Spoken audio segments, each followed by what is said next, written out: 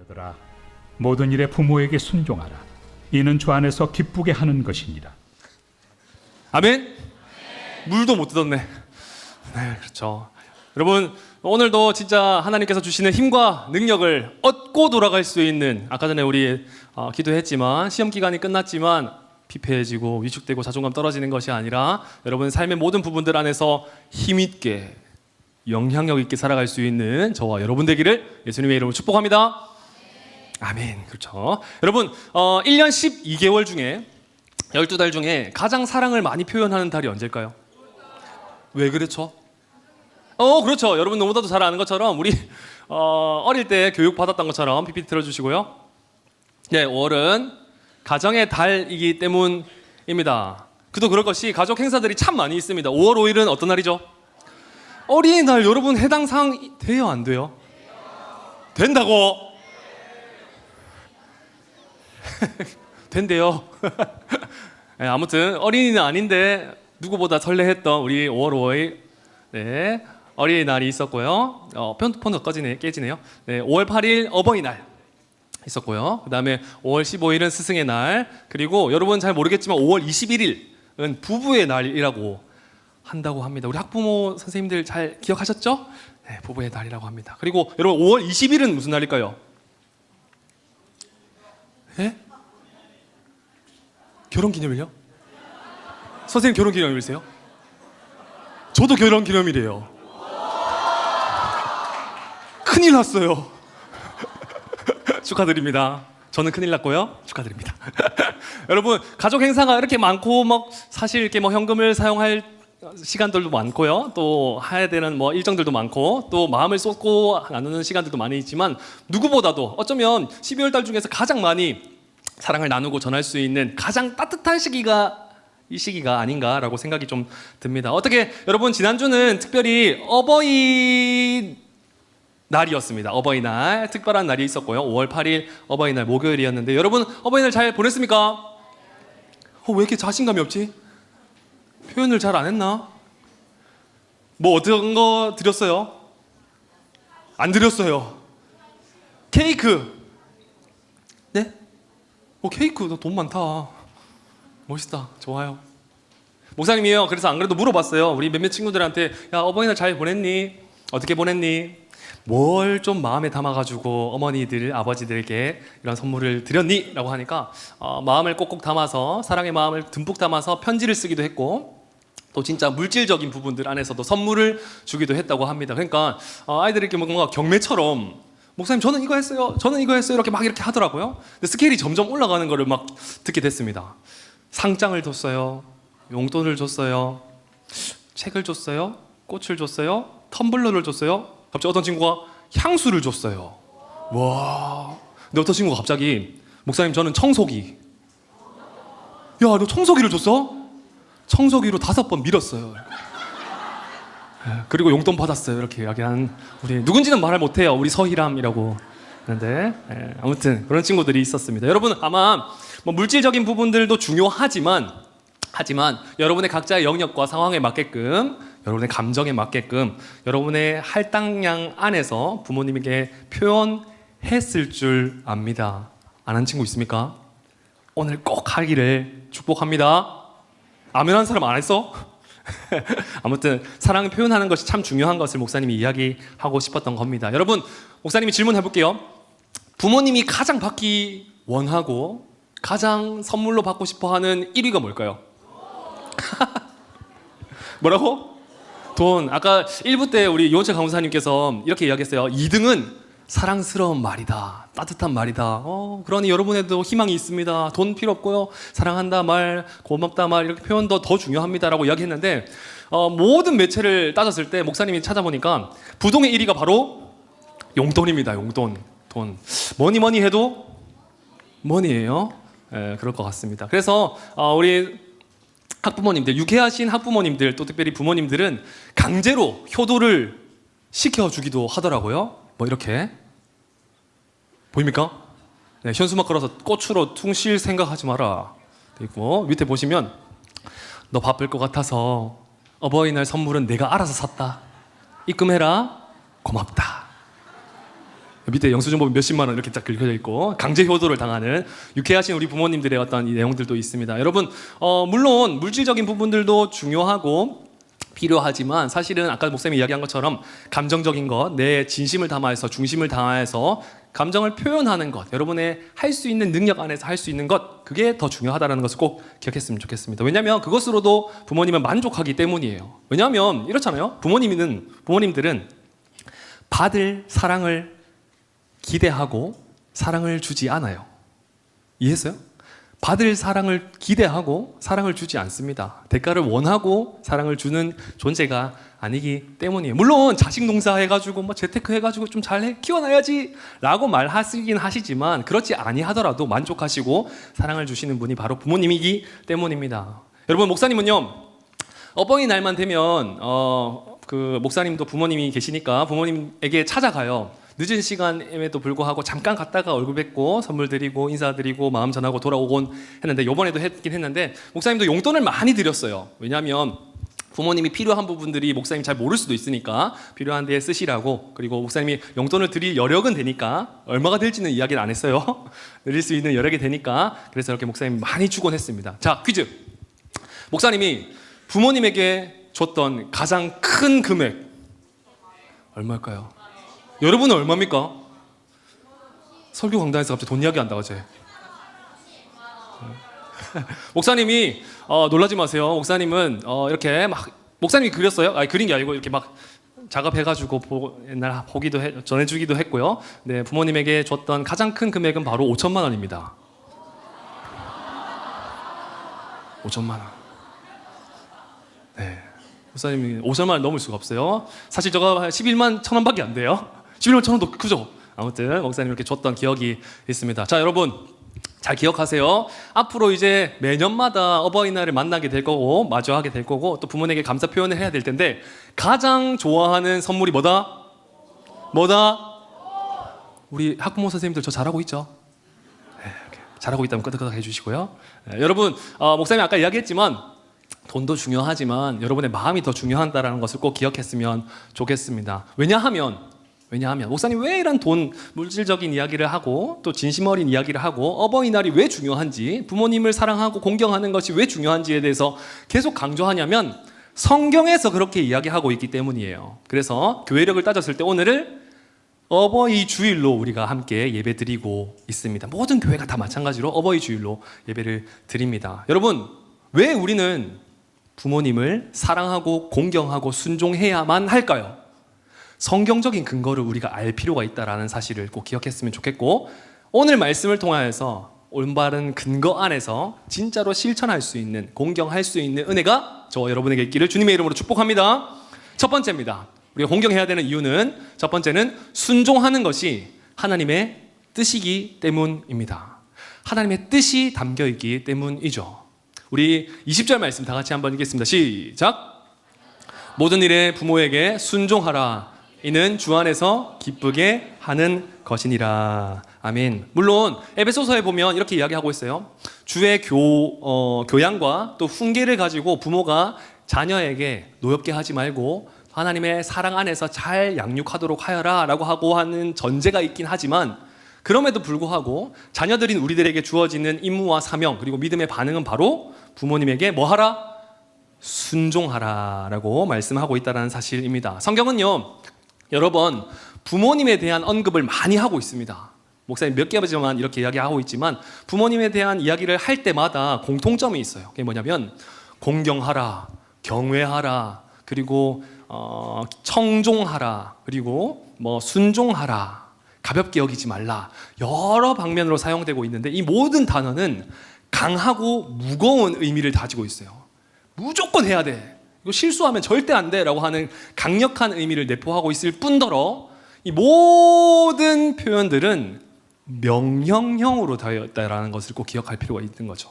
하나님은 명령을 통하여서 부모에게 공경하고 경외하고 청종하고 또 말씀에 순종해야 된다라는 것을 늘 한결같이 말씀하고 계셨다라는 사실입니다. 이 외에 반면의 이야기를 우리가 좀 잠깐 살펴보자면 이런 거예요. 여러 성경 안에서 이렇게 되어 있어요.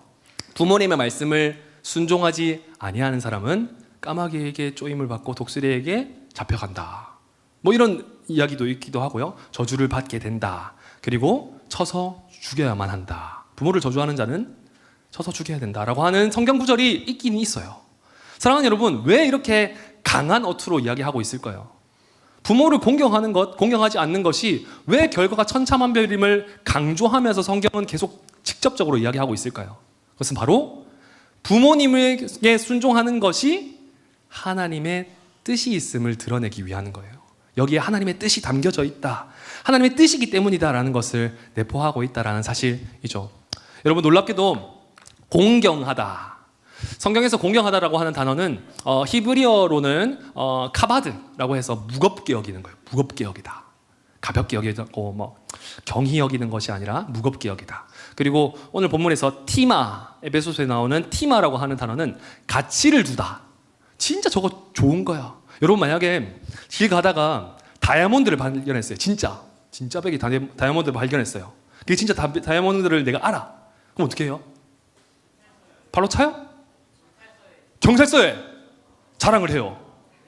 제가 주웠다고. 팔아요. 그렇죠. 가치를 알면 그게 얼마나 귀중한지를 알고 내 것으로 삼고 싶어 합니다. 빼앗기지 않으려고 노력하죠. 근데 여러분, 그런 의미와 비슷한 맥락이에요. 공경하다라고 하는 것은 가치가 무엇인지를 올바르게 알고 그것을 흔들리지 않도록 지켜내는 것. 그게 공경하다라는 사실입니다. 성경은요, 공경의 대상을 딱 두 대상에게만 이야기하고 있어요. 전능하신 그리고 선하신 하나님, 그리고 놀랍게도 부모님입니다. 성경은 직접적으로 이렇게 이야기하고 있는데 하나님과 부모님에게만, 다른 대상이 아니라 여러분 좋아하는 아이돌들, 좋아하는 돈, 명예, 음식, 관계, 이런 것들이 아니라 하나님 그리고 부모에게만 가치를 올바르게 두고 공경할 수 있어야 된다. 주님께 하듯이 부모님께도 주님께 하듯이 공경해야 된다라고 명확하게 말씀하고 있다라는 사실입니다. 사랑하는 여러분, 그러면 조금 더 깊게 들어가 봅시다. 하나님의 뜻이 뭘까요? 자, 다시 돌아가서 부모님께 순종하는 것이 하나님의 뜻이라고 한다면 그 하나님의 뜻은 구체적으로 뭘까요? 뭐가 하나님의 뜻일까요? 하나님의 뜻은 이거예요. 잘 들으세요. 부모님을 순종할 때 하나님을 순종할 수 있다. 부모님을 순종하지 아니하면 하나님도 순종할 수 없다라고 하는 뜻이 내포되어 있어요. 여러분, 가정의 질서를 통하여서 하나님은 그분을 발견하시기를 원하시기 때문입니다. 그래서 종교개혁자 마틴 루터는 이렇게 이야기했습니다. 부모는 하나님의 대리자이다. 독일어로 막 이렇게 샬라샬라 되어 있는데 목사님이 어떻게 읽는지 궁금해가지고 멋있어 보여가지고 이렇게 쳤거든요. 슈테이페아 트리트라 거트스 이렇게 한대요. 여러분, 독일어 전공하신 분 없죠? 네, 다행입니다. 잘 넘어갔습니다. 하나님의 대리자. 하나님의 대리자. 이 말은 이거예요. 잘 들으세요. 우리에게 영적인 생명을 주시는 분은 누구십니까? 유일한 분, 오직 한 분, 여호와 하나님이신 줄 믿습니다. 할렐루야. 그러면 여러분이 지금 살 수 있도록 태어나게 만드신 육체적인 생명을 주신 분은 누구십니까? 물론 하나님이시지만 누구를 통해서 주시죠? 여러분의 부모님. 아, 나는 저 부모님한테서 태어나야지 라고 해서 여러분의 마음대로 됩니까? 그렇지 않잖아요. 하나님의 섭리와 계약과 예정과 사랑 안에서, 그 은혜 안에서 하나님께서 사랑하시는 그 부모라고 하는 울타리를 통하여서 우리가 자라나게 하여 주시고 성장하게 하여 주시고 순종하게 하여 주신다. 그것을 기대하신다라는 것을 우리가 기억할 필요가 있다라는 사실을 꼭 기억했으면 좋겠습니다. 사랑하는 여러분, 이 세상에는 수많은 법과 질서들이 있습니다. 그렇지 않습니까? 여러분, 너무나도 편하게 잘 알고 보고 목도하는 것은 뭐냐면 실질적인 법뿐만 아니라 교통법도 마찬가지잖아요. 빨간불이면 가면 돼요, 안 돼요? 당연히 안 되죠. 근데 만약에 모든 차들이 빨간불에 가도 돼요. 그러면 사고가 늘어요, 안 늘어요? 사고가 느는 것뿐만 아니라 다치는 사람들도 많아지고, 그리고 우리가 편안하게 살 수 있는 그 뜻이 훼손되기 마련이에요. 자, 조금만 깊게 생각해 볼까요? 부모님을 공경하지 않고 부모님을 사랑하지 않고 순종하지 않는다면 하나님의 법도의 질서가 어긋나는 거예요. 왜냐하면 하나님께서는 부모님의 순종하는 것, 그것을 질서로 삼으셨기 때문입니다. 우리가 빨방울을 놓치면은 범칙금을 내기도 하고 때로는 실수를 하기도 하고 사고가 나기도 하고 혼란을 초래하는데, 사랑하는 여러분, 잠깐의 부모님에게 순종하지 아니하고 사랑하지 아니하고 원망하고 저주를 하게 된다면 하나님의 법과 뜻, 그분의 뜻이 무너질 수 있다는 사실을 우리가 무겁게 받아들일 수 있어야 한다는 사실이죠. 사랑하는 여러분, 뿐만 아니라 성경을 보면 예수님 또한 누가복음 2장 51절에 보면 이렇게 이야기하고 있어요. 순정하여서 받드시더라 라고 이야기하고 있습니다. 육신적으로 몸을 입고 신이신 예수 그리스도께서 오셨지만 그분은 순종할 필요가 없으셨지만 육체적인 부모님, 육신적인 부모님에게 순종하였다라고 분명하게 말씀하고 있습니다. 이 말인즉슨 부모님에게 순종하는 것이 본이 되어졌을 뿐만 아니라 하나님께서 원하시는 그 뜻이 가정 안에 머무르고 있다는 것을 우리에게 알려주고 있다는 사실입니다. 여러분, 하물며 흠도 죄도 없으신 예수님께서 부모님에게 순종하셨는데 여러분, 우리는요 더더욱 해야 되지 않겠습니까? 더 나아가서 하나님의 뜻이라고 한다면 다 지켜내야 되지 않겠습니까? 우리가 편식하듯이 취사 선택을 하여서 성경의 좋은 내용들만 막 먹다 보면 탈락이 일수예요. 그리고 그 영양분을 올바르게 알 수 없을 뿐입니다. 그러나 이 모든 진리에 대한 깊은 메시지를 알기 위해서는 하나님의 말씀, 그 뜻이 거하는 것이 무엇인지를 알고 100% 순종하는 것, 오늘 특별히 부모님을 순종하는 것, 부모님께 공경하는 것, 그것이 필요하다라는 것을 꼭 기억하시기를 축복합니다. 그래서 목사님이 이렇게 표현해요. 다 같이 한번 읽어볼까요? 시작! 눈으로 볼 수 없는 하나님께 순종할 수 없다. 사랑하는 여러분, 우리가 신앙생활을 하면 그래요. 교회 다닐 때는 정말 홀리해 보이고 거룩해 보이고 너무나도 신앙이 있어 보이는데 가정에서 엉망으로 살아. 부모님을 원망하고 저주하고 갈등이 일어나고 상처를 주고 또 깨어져요. 그러면 하나님께서 진짜로 원하시는 부분, 하나님의 뜻이 아님을 기억할 필요가 있어요. 더 나아가서 아까 전에 읽은 것처럼 눈으로 볼 수 있는 부모님께 순종하지 않으면 눈으로 볼 수 없는 하나님을 마땅히 순종할 수 없다라는 사실을 꼭 기억했으면 좋겠습니다. 우리의 인생 가운데 잘 점검하시기를 권면합니다. 사랑하는 여러분, 우리는 하나님께는 연애 편지 대하듯이 아주 소중하게 대해야 되는 것을 알고 있어요. 그런데 우리에게 존귀하게 키워주시고 양육해주시는 우리 부모님에게는 연애 편지가 아니라 낙서장처럼 대할 때가 많이 있지 않습니까? 사랑하는 여러분, 그것은 하나님께서 원하시는 부분이 아님, 그분의 뜻이 아님을 온전하게 알아서 그분의 뜻 안에 순종하여서 정말로 그 근거와 당위성을 가지고 부모님을 순종할 수 있는 은혜가 있기를, 저와 여러분에게 있기를 주님의 이름으로 축복합니다. 두 번째입니다. 우리가 부모님을 공경하고 순종해야 되는 이유, 순종하는 것이 하나님을 기쁘시게 하는 일이기 때문입니다. 우리 한 번 더 20절 말씀 읽도록 하겠습니다. 시작. 자녀들아,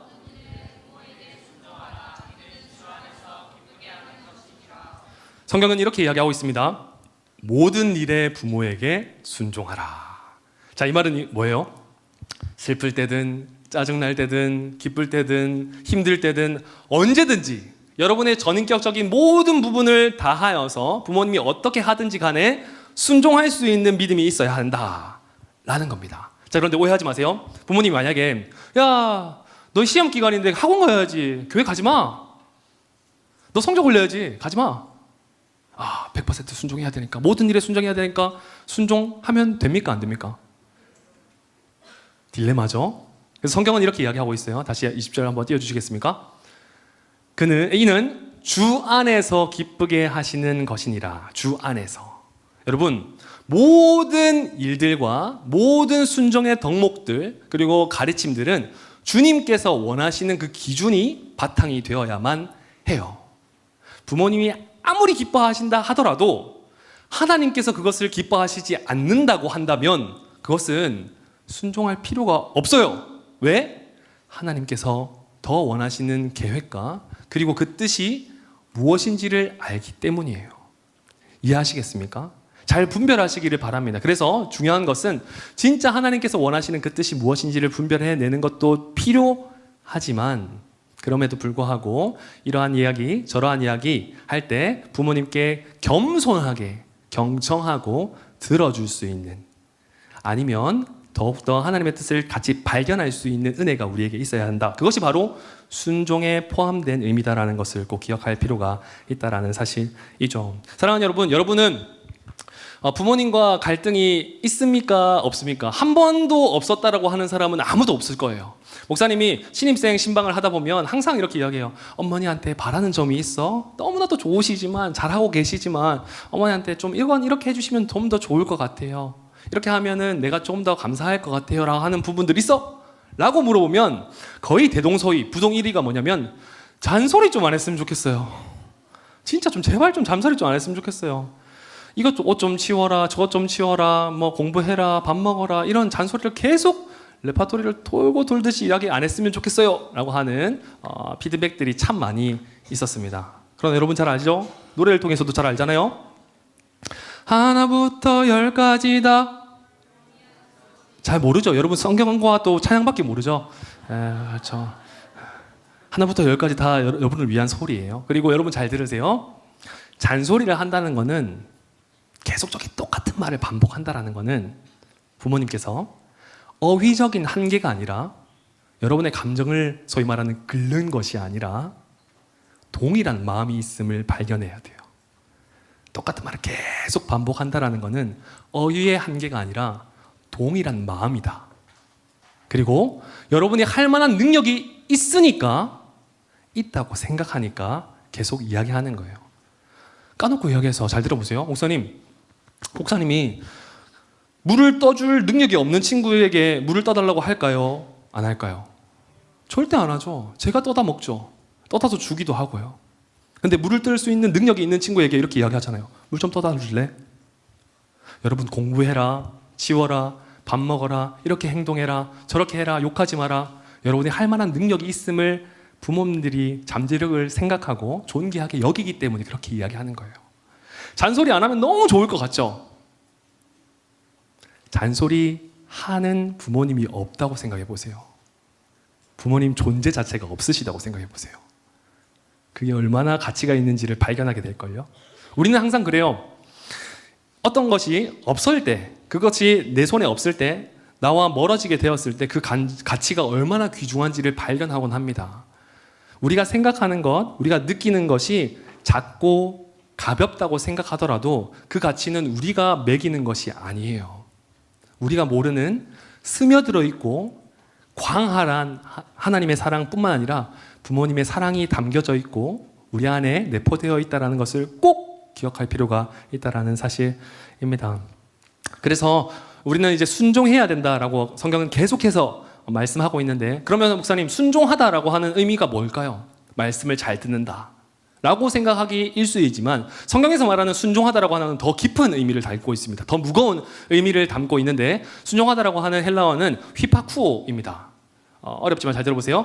휘포라고 하는 것은 아래, 그리고 아쿠오라고 하는 것은 듣다 라고 하는 이 헬라어가 합성어예요. 전치사와 이 동사가 합성어거든요. 그 뜻은 아래에서 듣다, 누군가의 아래에서 듣다. 성경에서 말하는 순종하다, 여러분 부모님께 순종해야 됩니다 라고 할 때 그 순종은 이거예요. 누군가의 아래에서 듣는 거예요. 존귀한 위에 계신 누구를 위해서 귀를 잘 듣는 거예요. 때로는 우리가 살아가면서 동일선상에서 친구처럼 대할 때도 있고, 때로는 우리가 위의 입장에서 부모님을 하대할 때도 있잖아요. 엄마 밥 이거 안 빨아놨어? 내가 빨지 말라 했잖아. 목사님 이야기예요? 모르는 것들. 여러분, 하대하고 위치가 어디에 있는지를 분명하게 잘 알 필요가 있고, 뿐만 아니라 성경에서는 우리의 목적 자체와 위치 자체가 아래에서 듣는 그 경청하는 순종에 있다는 것을 꼭 기억할 필요가 있습니다. 더 나아가서요, 18절을 보면 이렇게 이야기하고 있습니다. 아내들아 남편에게 복종하라. 아내들아 남편에게 복종하라. 복종하다라고 하는 헬라어는 히포타소예요. 아까 전에 듣다라고 하는 순종하다라고 하는 것은 히파쿠오였고, 복종하다는 것은 히포타소라고 합니다. 여러분, 복종이 더 무거울까요? 순종이 더 무거울까요? 아내가 남편에게 복종하는 것이 더 귀중하고 무거울까요? 아니면은 자녀들이 부모에게 순종하는 히파쿠오가 순종이 더 무거울까요? 근데 놀랍게도 복종이 더 무거울 것 같지만 성경적인 의미 안에서는 순종하다라고 하는 것이 더 무거운 거예요. 더 무거운 거. 사랑은요, 내려가게 되어 있어요. 내리사랑이라고 하죠. 부모로부터 내려오는 사랑은 쉬워요. 그런데 아래로부터 올라가는 사랑은 너무나도 힘이 들어요. 노력과 힘이 필요하다라는 거죠. 복종보다 순종이 더 무겁다. 이 말인즉슨 우리가 부모를 순종하는 것이 더 무거운 것인 것을 분명히 알아서 하나님의 뜻에 순종하는 것뿐만 아니라 그곳 가운데 하나님의 사랑이 가득 넘쳐야 된다는 것을 우리가 이야기할 수 있는 것입니다. 그래서 이런 오타들이 많이 있어요. 여러분 아까 전에 1부 때 우리 그 이원철 강사님께서 이렇게 그 설교 제목 보면 부모님을 공격하지 말고 공경하세요 이렇게 되어 있는데 그렇죠. 그런 거 비슷해요. 여러분 인생은 아 다르고 어 달라요. 한자라도 틀리면 그 결과가 달라기 마련입니다. 부모님을 공경하라. 오래오래 사세요. 그리고 진심으로 사랑해. 이게 한 글자만 다르면 결과가 달라져요. 어떻게 해요? 얼마나 무서워집니까, 여러분? 부모님을 공격하라. 진짜 오래오래 사네요. 엄마, 아빠, 진심으로 사망해. 엉망진창이죠. 실제로 뭐 이렇게 오타가 있었던 뭐 이렇게 비하인드 뭐 이렇게 스토리였다고 합니다. 사랑하는 여러분, 목사님이 우스갯소리로 이야기하긴 하지만 하물며 글자 하나가 달라져도 결과가 다른데 우리가 오늘 부모님에게 대하는 그 태도, 그 마음 하나하나 달라지면 여러분 결과가 달라질 수밖에 없다라는 것을 꼭 기억할 필요가 있다라는 사실입니다. 사랑하는 여러분, 하나님께서는요 가정이라고 하는 울타리를 통하여서 순종의 훈련을 허락하셨어요. 우리가 처음 경험할 수 있는 사회고 처음 경험할 수 있는 교회고 처음 할 수 있는 하나님의 사랑을 발견할 수 있는 공동체가 바로 부모님이기 때문입니다. 물론 부모님께서 모범적으로 자녀들을 잘 양육하셔야 되겠지만서도 그럼에도 불구하고 부모들의 자녀들은 마땅히 부모님의 말씀에 순종하고 경청할 수 있는, 아래에서 들을 수 있는, 존중할 수 있는 은혜가 우리에게 있어야 한다라는 사실입니다. 그러한 은혜가 저와 여러분에게 있기를 주님의 이름으로 축복합니다. 세 번째입니다. 여러분, 우리가 순종하고 공정해야 되는 이유는 바로 이겁니다. 순종할 때 하나님께서 인생을 책임져 주시기 때문입니다. 우리 오늘 본문은 아니지만 출애굽기 20장 12절 말씀, 우리 십계명 말씀인데요. 다 같이 한번 읽겠습니다. 시작. 내 부모를 공경하라. 그리하면 너의 하나님 나 여호와가 내게 준 땅에서 내 생명이 길리라. 처음으로 부모님에 대한 공경에 대해서 강력하게 말씀하시면서 권고하고 믿음으로 도전하시면서 이렇게 이야기하는 거죠. 내 부모를 공경하라. 그리하면, 그렇게 하면 얻게 되는 결과가 분명히 있을 거야 라고 말씀해 주신다라는 겁니다. 사랑하는 여러분, 우리의 믿음의 실천은요 가정에서 먼저 이루어져야 하는 줄 믿습니다. 교회에서 아무리 좋은 생활을 한다 하더라도 가정이 무너져 있다면 그것은 하나님께서 기뻐하시는 일이 아니다라는 사실이죠. 축복을 받을 수 있는 지름길이 가정은 지름길이 아니라 축복의 통로인 거예요. 받을 수 있는 통로인 거예요. 그래서 우리의 가정에 잘 돌아보고 부모님께 순종하는 그곳을 통하여서 하나님께서 그 인생을 축복하여 주신다. 내 날이 장수하게 되겠다. 너가 잘 되게 될 것이다 라고 축복하여 주시는 그 은혜가 있는 줄 믿습니다. 여러분, 성경을 보면 이렇게 이야기되어 있어요. 10계명이 1계명부터 4계명까지는 하나님에 대한 계명이에요. 하나님에 대한 율법과 말씀입니다. 하나님께 약속하는 것들, 꼭 지켜내야 되는 것들에 대해서 이야기하고 있다면 5계명부터 10계명까지는 이웃들, 사랑하는 우리 옆에 있는 관계를 맺고 있는 이웃들에 대한 내용들이 담겨져 있습니다. 그런데 놀랍게도 의도적으로 여러분, 이웃 사랑, 이웃을 생각하고 이웃을 통하여서 우리가 꼭 지켜야 되는 말씀들에서 가장 첫 번째 계명이 뭐다? 부모님을 공경하라. 심지어 살인하라. 살인하지 말라. 간음하지 말라. 죄송해요. 살인하면 안 돼요? 살인하지 마요. 절대 안 돼. 너 게임에서 많이 죽이잖아. 안 돼요. 살인하지 말라, 간음하지 말라. 보다 더 위에 있는 거예요. 더 위에. 왜냐? 축복의 통로가 여기에 담겨져 있기 때문이에요. 그리고 에베소서 6장에서 보면 이렇게 이야기하고 있어요. 약속에 있는 첫 계명이다. 그리고 그것이 바로 옳은 일이다 라고 말씀하고 있습니다. 10계명 중에서 10가지 계명 중에서 하나님께서 약속해 주신 유일한 계명이 있습니다. 야, 이거 지켜, 이거 하지 마, 이거 해 라고 했을 때 이거 하면 이거 하게 해줄게 라고 전제 조건을 담아서 약속하신 유일한 계명이 있어요. 그게 바로 부모 공경이에요. 부모님을 공경할 때 네가 이 땅에서 잘 되며 장수하게 되겠다. 네 날이 길게 되겠다 라고 말씀하고 있는 것입니다. 우리가 오래오래 사는 것뿐만 아니라 그의 인생을 하나님께서 책임져 주시겠다라고 약속해 주시는 것입니다. 어떻게 할 때? 부모님을 공경하고 순종할 때 말입니다. 그러니 사랑하는 여러분, 이 모든 근거가 성경에 담겨져 있다는 것을 꼭 기억하여서 우리가 공경하지 않고 순종하지 아니하면 하나님을 기쁘시게 하는 일이 아니고 하나님의 뜻이 아닐 뿐만 아니라 하나님께서 동행하여 주시는 은혜를 경험하지 않을 수밖에 없다. 경험할 수 없다라는 것을 꼭 기억하여서 우리가 정말로 뜻을 발견하고 기쁘시게 만들고 그리고 하나님과 동행할 수 있는 순종을 통하여서 이루어낼 수 있는 은혜가 저와 여러분에게 있기를 주님의 이름으로 축복합니다. 아멘. 모든 교회와 모든 설교자들이 요새 예화로서 사용하고 있는, 참 많이 사용하고 있는 드라마가 뭔지 알아요?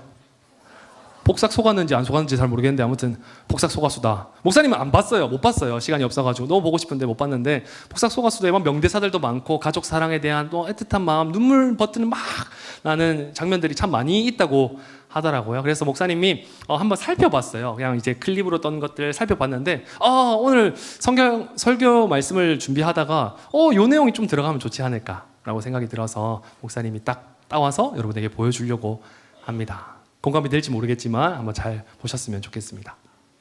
네, 이런 내용입니다. 여러분, 목사님 공감이 안 되는데요. 엄마는, 아빠는 저한테 한 5kg는 빼라고 하던데요. 여러분, 그런 의미가 아니라 요거는 아마 나이가 자라면 공감하게 될 거예요. 특별히 이제 남자친구들은 군대 갔다가 첫 휴가 나갔을 때 와, 말로 못합니다. 또 사랑하는 우리 대학생이 되어서 먼 타지에 있다가 오랜만에 늘 이제 지지보 보고 이런 상황 말고 진짜 보고 싶은데 못 보다가 저게 한번 딱 왔을 때 마음이 상해가지고 엄마가 그냥 아들아 딸아 잘 있었어? 사랑해 라고 하는 말 하나로도 막 눈물 버튼이 나올 때 그 시점에 부모님의 가치를 발견하게 된다라는 사실이고요. 그리고 언제든 그들은 기어코 기꺼이 또 하나만 해댔다. 나를 먹이고 키우고 자라가게 하고 세상에서 사라지는 위축되고 손실되는 그 100g조차도 허용하지 않게 내가 세상에서 사라지는 것 100g이라도 사라지는 것을 방지하였다 라고 이렇게 표현하는 말이 참 많이 와닿았습니다. 사랑하는 여러분, 우리가 살아갈 때 우리 어머니 아버지는요 사실은요 슈퍼맨 슈퍼우먼들이에요. 여러분 어릴 때 그렇잖아요. 어릴 때 지금 말고 초등학교 때 우리 아빠는 슈퍼맨이에요, 우리 엄마는 슈퍼우먼이에요 이렇게 생각 많이 했었잖아요. 그리고 이런 친구들도 간혹 있었을걸요. 나 나중에 커가지고 아빠랑 결혼할래. 지금 말고 엄마랑 결혼할래 이런 친구들 분명히 있었을 줄 알아요. 근데 여러분 왜 바뀌었을까요? 옛날에 그 마음이 왜 변하게 됐을까요? 사춘기도 있고 여러분이 키와 여러 가지 성장 모습들이 상장하게 되면서 부모님의 연약함과 나약함을 발견하게 되기 때문이에요. 똑똑한 줄 알았는데 수학 문제를 못 푸실 때도 있고 슈퍼맨인 줄 알았는데 아플 때도 있고 공감을 잘해줄 것 같았는데 막 뭔가 잔소리만 할 때도 있고 사랑하는데 사랑 표현 못하게 되기도 하고. 사랑하는 여러분, 그러나 잘 기억하세요. 부모님이 처음일까요? 두 번째일까요? 실수가 있다 없다? 그리고 여러분이 부모가 되면 뭐가 어떻게 흘러가는지 잘 알 거예요. 목사님도 이제 부모가 되고 자녀가 양육하고 있지만 너무나도 잘 모르지만 우리 학부모 선생님들에 비하면 너무나도 잘 모르고 어줍잖지만 그럼에도 불구하고 부모가 어떤 의미고 어떠한 목적 가운데 어떤 마음을 쏟고 살아가는지에 대해서 조금이나마 알 것 같아요. 사랑하는 여러분, 눈에 보이지 않는다 하더라도 그 사랑이 존재하지 않는 건 아니에요. 아시겠어요? 부모와 갈등이 있다 하더라도 부모님이 나를 사랑하지 않는 것이 아니라고요. 눈에 보이지 않지만 우리를 늘 한결같이 지켜내기를 원하시고 늘 키워내기를 원하시고 세상에서 100g이라도 사라지지 않게 되기를 원하시고 키워내시는 부모님의 마음을 알 필요가 있다는 거죠. 잔소리에 집중하는 것이 아니라 그 마음에 집중하는 것이 우리에게 필요하다라는 사실입니다. 우리는 한결같이 부모님을 바라볼 때 속상한 것들만 사무쳐요.